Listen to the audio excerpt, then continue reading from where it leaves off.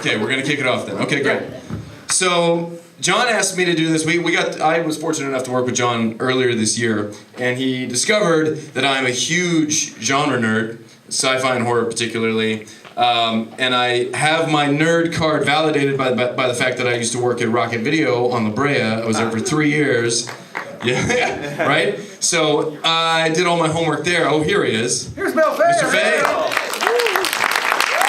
This man, what has this man not produced? But I'm going to throw one out for the nerds. I mean, in addition to 300, Independence Day, I could go on and on. You also apparently were unit manager on Night of the Comet. Yes. Which is like, you just earned my heart. That's like the biggest nerd cred I could give. Okay, that's amazing. We're going to get into this a little bit. That is an awesome film. It is an awesome film. Check it out. It's a great one. I think, it's streaming on something right now. I think it's maybe on Prime. But I can now segue that into, if we talk about a film like that, which is an alien invasion film, pairs very closely to a body snatcher film, and that's what the subgenre we're playing in here. I have two thoughts about this. One is the body snatcher subgenre always comes up in politically challenging moments. Let me put it that way to be a little bit more careful about it. So politically challenging moments, but so not just in our literal political landscape, but also I think in our time right now with the Me Too moment, I think there's a lot of issues that are raised in this film that are going to address that, and I think we're going to get into this in a little bit, but I just want to put that seed out there first. And the other one that I've lost my train of thought, so that was the one thread I wanted to go to.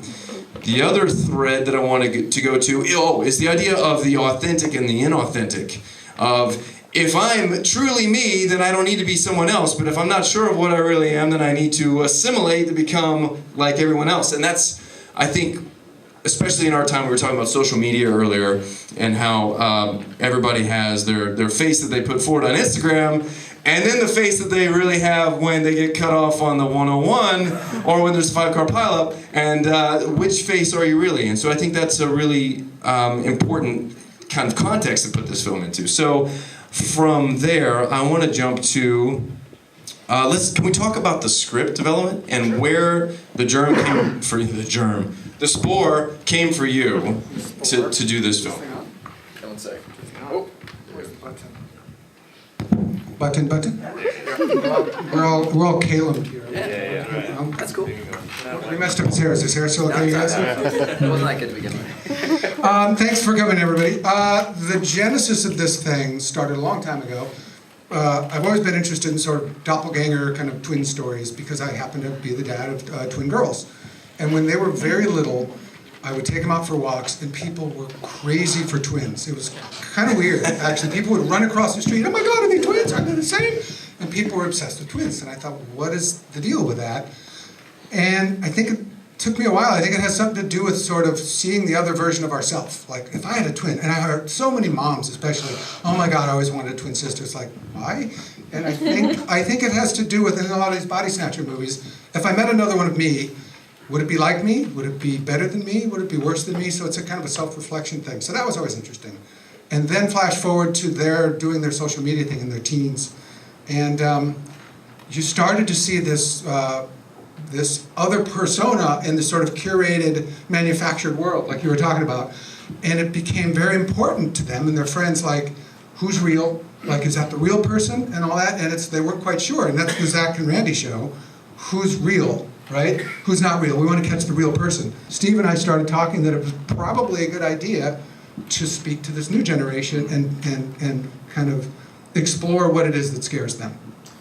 That's interesting. And one of the other things that's interesting about that, too, is the way we see people who you thought, we're talking about authenticity, people who are hiding their prejudice and are no longer hiding it and starting to come out. Well, Pastor Greg that's why we chose some of these people. Pastor Greg's the nicest guy in the world, but what darkness lurks in him, once they're all, if you look, everybody who's turned, their sort of dark side of them comes out, the honest side that they don't present to anybody. He's just a vicious guy, right? And Vito, you are like the nice dad, I'm the cool dad, I'm awesome.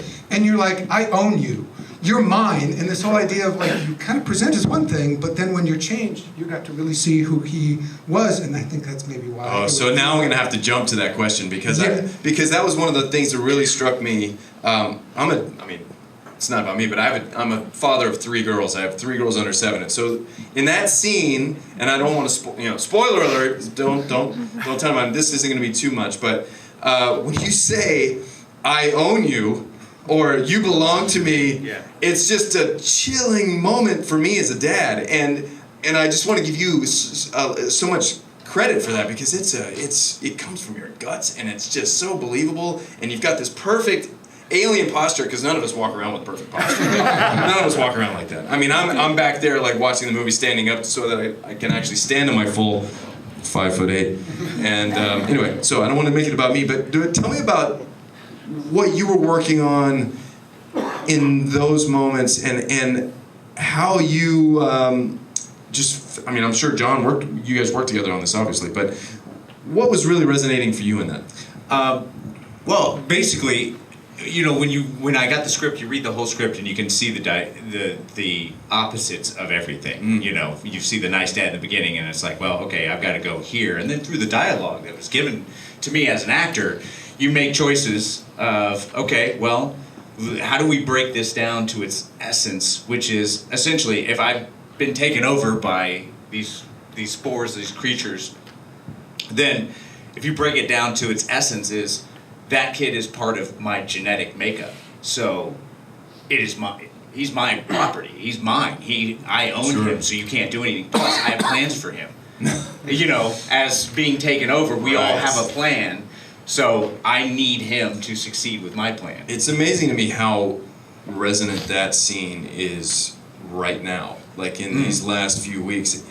Andy, when you read this script, how did those moments jump to you? Did they really pop out at you, or was it more being on set on the day and now we're having this discussion and I mean this moment in this scene? Like that's a very potent moment and you play it so beautifully. I'm just curious about how you.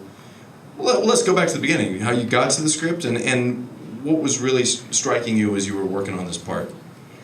Well, for one, I just want to give a little shout out to Vito. He was actually the first person to be a replicant. Replaced. To be a replicant for the first time. He was the first one out of the entire cast to do it, and he set the tone so beautifully. And that's cool. Yeah, so we really didn't know what to expect with a lot of that, and then seeing the way that he played it, and he brought a level of exactly what you said, just such realism to it that it kind of changed the course of possibly the direction that everyone else would play it, which was really lovely. And then for me, I got the script and I read it and I really enjoyed it. It was very fun. And then how long ago was this that we auditioned? Like 4.5 years? Well, no, it's not that long. Sorry. It was a while ago. Was this before Halloween for you? Yeah, this was before Halloween. And so that's where it was like I got the script and I was hustling so much and I got the opportunity to have a Skype session with you guys and I met you all. And then it was like a dream come true. It was my first like big job and it was the first time I was on set for that many days and it was such an incredible experience. And so the whole thing is like just this very glittery, lovely thing from the begining. So I was more just at the beginning of reading the script, just extremely happy to be having the opportunity to be in the room with Calum and Joel and all of these people.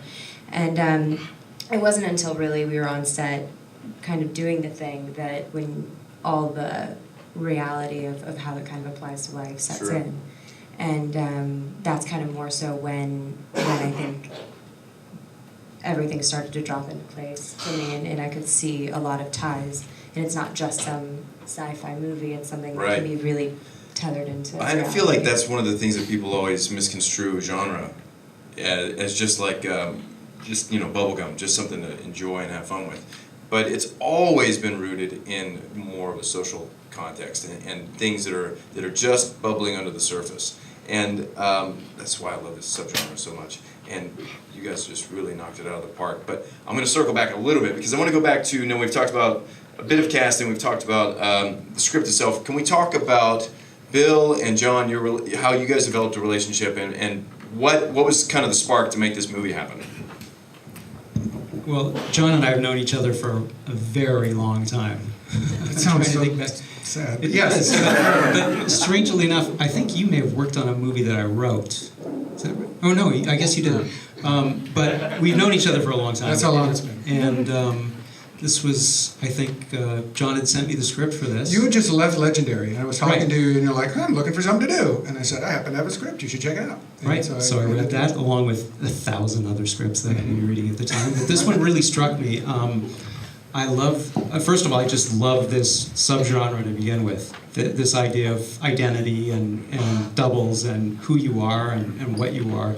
And especially just the thing that struck me about this was I think this wonderful conceit that is not necessarily part of this subgenre, this idea that there's a creature that hunts you down. And also, your double is created. It's not, you don't become something, your double is created, and that double has to find you and take your and download you, basically. Yeah. And that to me was a really unique aspect of it that I really thought was exciting and cinematic.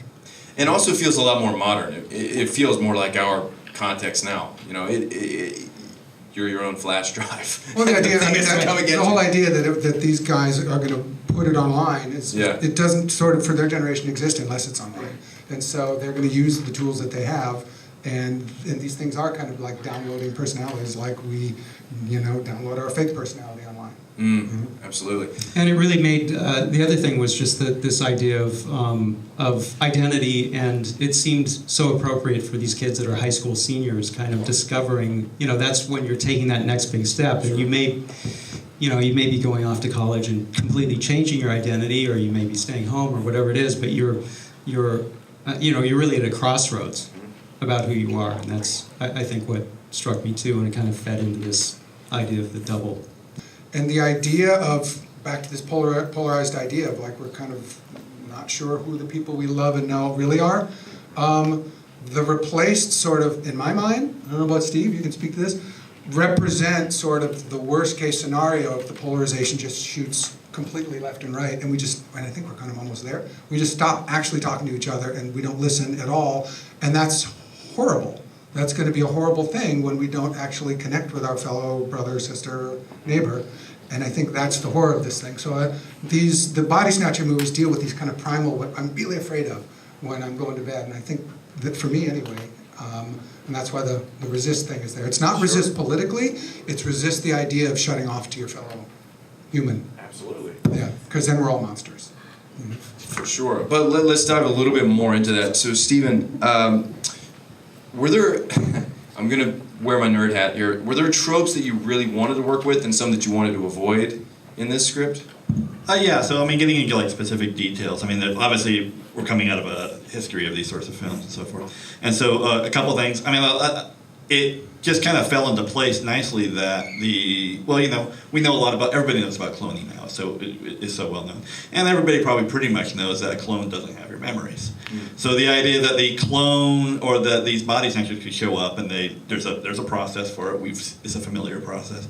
The fact that, they need to get your memories somehow in order to behave like you. Well, they come over, they hunt you down, and they do it. And if you look at like a lot of the older body snatcher films, it's in a different era, you can have a different pace, more of a slow burn sort of thing. Nowadays we do expect a little bit more sort of action, thriller sort of stuff going on. And so that just dovetailed nicely together. And then the other aspect of it that kind of worked out really nicely, again, Vito, you did a great job on this, is that these aliens are getting our memories, they're getting our bodies, but they're not getting our souls. And so, at least for me, obviously I think I like seeing everybody's interpretations of this, because I think everybody does have an interpretation. And obviously other people, quite often as a writer, other people's interpretations make you seem a lot smarter than you are. But also it's like, this alien is interpreting these feelings. So, for the alien, technically speaking, you're my property when you're my child, right? Because that's not the way the rules work, right? And so it goes there, and then it's just like, but also, that's also kind of the twisted aspect of it. No, that's great, and because actually, Calum, there's a great moment in this where we see that, where you see you interpreting, like second party, the information that you've downloaded now. I hope I'm not spoiling. One of my too favorite much. scenes in the movie, and Caleb's too, I think. Oh, it's great. Yeah, It's such a subtle, nuanced moment. Why don't we take your journey a little bit? Tell us about what really drew you to it, and I also really want to know, because you have a very physical role in this film. It struck me watching it a second time that you got a lot of shit going on in this movie, man. You got to do a lot. So I want to know about your hardest day on set, in addition to what were your favorite things about working on this, but also what was your hardest day? Well, one of the things I loved about working on this is I used to make sketches with my friends when I was in high school, so I was kind of like these guys. And the idea of taking that and creating this fantasy of what if you were actually filming the end of the world sounded so badass to me. I just thought that idea was awesome. And it was almost like, I mean, I wouldn't want there to be the end of the world, but if there was and I was in high school, I would definitely want to be the guy that helped film it. That would be amazing. For who? Yeah, try to save it somehow. So I thought that was really cool. It was almost like I could bring out this childhood, these childhood memories that I had of filming sketches and stuff like that. The hardest day on set was definitely that scene, because there's two layers to it, and you have to try to figure out how to balance the two, and it was really challenging. And I have to give all the credit to John, because he was really able to guide that whole process, and his directorial skills were just fantastic. And that day especially, he just really kicked butt. It is, I think, my favorite scene in the movie, because there's about a million things, both thematically going on Yep. with you, and I've never seen an actor play like 5 things at once, all at once, and just intricate, and it breaks my heart every time I see that. So, Great stillness in that moment. Yeah. And you're good too, smacking him over the head with a rock. Remember you hit him so hard? I hit him really hard. She hit him so hard with a fake rock, she smacked it in half. And, Nice. It was a styrofoam rock, just so we're all engaged here. I am. Well, I want to say one thing to you that Calum brings up that I actually was thinking about in the car on the way over here was, you know, you and I work together, and you work super fast. I don't know if this happened to you guys, but we got so far ahead that we started pulling scenes up from like the next day. And you know, here I am on my lunch, like shoveling food in and making sure I know the lines for the next day. But the only way John can do that is because he is such a craftsman. I mean, this is your 26th film? Is it? I think it is. Okay. I think it is. And I mean, he was telling me earlier you guys had a 24-day schedule. It was like 24. wasn't it? No, I think it was 30, wasn't it? No way. No, we wrapped Sandbagging a day it to early. make it sound good. We wrapped a day early because we got rained out. Oh yeah, you're right. It was the big scene in the where all the people were by the fire, and we had to shoot 2 days worth of footage in one day because it rained. You guys got to go home. No, That's right. Wow. Oh, not for the fire part. No, but it was the very last. But we finished on Halloween night. I remember that, I do remember. That's which cool. is pretty cool. That's pretty cool. But anyway, kudos to you, man, because everything is on the screen. You know, all of the craft that you've clearly been developing your whole career is on that screen, and I think this is an awesome film to watch. Oh, that leads me actually to my other point that I want to make earlier, which is the other thing that I love about this film is it is not an ultra low budget film. It's not a tentpole movie. It is in that B movie sweet spot, and he told me it was okay if I said B movie. It's in that sweet spot where if you're a nerd like me and you're looking for the things that not everybody has watched, and you come across this, you're going to be really satisfied. So I hope that the takeaway for you guys is now I'm going to go find some of those other smaller films, and I made a quick list. On that list is I'm just comparing as far as like a scope of a film and why I think this is so special. There's films like Session 9. There's films like Joe Carnahan's first film, Narc, was a really small film, but not like an ultra low budget where you don't really get the satisfaction, because this is a very satisfying film. Like, I'm watching it and I'm enjoying all the beats. I'm enjoying the ride the whole way. So it's a rarity now to have a movie that's not such a huge Avengers movie, or something that is all shot on somebody's iPhone, like I have shot a couple times. You know, so kudos to everybody involved. I think it's in all that. the cat. We got our first review today, and it's an excellent one. And they talked about how it's all that you guys were just made the movie. Because there's a thing with horror, like, yeah, right? There's a thing with horror that it's such, most of them are such silly ideas, so ludicrous ideas that are hard to buy into. And if the actors truly believe it, you find yourself going, okay, I'll believe it. But if they sort of don't believe it, then it's all doesn't work. And you guys so believed it that you made this sing, because I think it's all about you guys. So. I second that. And it's funny because we had Joel pretty much right away for this movie, but with Calum and Andi, it was a long search, and certainly we probably tortured Andi a little bit. But really in both of those cases, it was one of those things where we'd seen 100 people for each role, and when we saw them, it was like, oh no, that's it. That's it. We're done. Yeah. And that's pretty amazing. Actually, It doesn't happen that the often. second I saw Calum, I said, he's the guy. But we couldn't say yes because we needed to see how all three of you were together. So I don't know if I ever told you, but the second you walked in, you're like, there it is. Well, I handed you that check, and I thought that And by the way, if anyone has any questions along the way, well, just give me a hand. Let me take one more here, though. I want to talk to Mason for a second. So, Mason, I will admit to having not done my homework on you quite as much, sir. But I want to know, how many projects have you worked on so far? Because you give a great performance in this. How many? Yeah. And that was your time. No, go ahead. I'm sorry. I'm just being a jerk. I've worked on a few, like Days of Our Lives, South Park, X-Files. Oh, the new one. I wish. Old. They recently just did. It was like with werewolves or something. Oh, Teen Wolf, yeah. Cool. Yeah. That one was fun, but this one was more fun. You got anything coming up? Assimilate too. Assimilations. That's right. He's got to save the world. Steven will we'll work on that. But yeah, I gotta say, this film was the best film I've ever worked on. That's a That's the review we were looking for, right?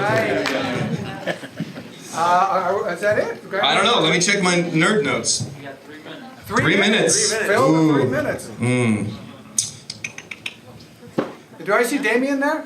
Did you come in? That's Damien, our DP. I didn't know he was going to be here. Damien. Welcome. It looks awesome. It's got a great look to it. Because I worked with you and you were the DP. That was kind of crazy. Yeah. So I mean This is a real movie. Now. Anyway. Okay. 2 minutes. What else? We have 2 minutes to go. Question? Oh. Yeah.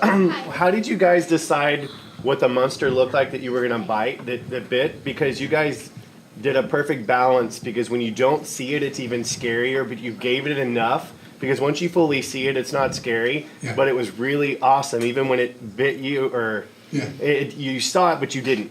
Yeah. So great. Bill is friends with a guy named Patrick Tatopoulos, who is the creature designer, Godzilla and all that stuff in Hollywood. And we're like, Patrick, we don't have any money. Can you please design the creature for us? So he gave us these awesome drawings, and we gave that to the CG guys. But you're right. Jaws was way more scary when you didn't see it, right? Yeah. You saw the fin, it was scarier. So we just wanted to show it just enough to sort of tell the story and clarify it. But because we didn't want to make a creature movie. Yeah. That's a whole different thing. So way in the back. So when you guys were naming the movie, Yes. or renaming or whatever, Yep. was it a coincidence that it had 2 eyes? Assimilate. Yeah, she's asking when we renamed it. Assimilate. We just had a long list of like what is new and kind of fresh and what's intriguing. So no, in fact, I almost didn't choose it because it looks like ass. Right? All I see is ass up there every time. And Bill's like, Bill, do you see ass? I see ass. I was looking at it and wondering why The 2 eyes, of course, are the cloning of the people. Right? Your double and all that. So that we figured out. Yeah, when we were sitting in the editing room, like, great. Or he's just claiming that now. But yes. Way in the back. Way in the back. 1 minute. Oh, hi. So did you have any intended metaphors considering the political climate right now? You did? Yes, we did. I mean, I would have loved to have made it highly political, but Bill thankfully would pull me back at all, all turns that way. But yeah, we sort of knew what we wanted as far as the polarization and the alienation of people, especially, as I say, from my twin girls, the alienation of sort of not knowing who to trust and who the real person is, which is Zach and Randy's show. Who's real, who's not. And so that was kind of woven into the show, and who the people were, and how they changed. And again, the end of the movie is very much sort of a call to like engage. Yeah. Time. I think that is That's time. it. So thank you, everybody. Thanks, everyone. And come talk. Maybe I'll get together a little bit later. If you like the movie, feel free to go crazy on social media. Yeah, tell your friends. It opens up theatrically Friday and on iTunes and on Amazon and all that stuff. So thank you, everybody, for coming. Nice.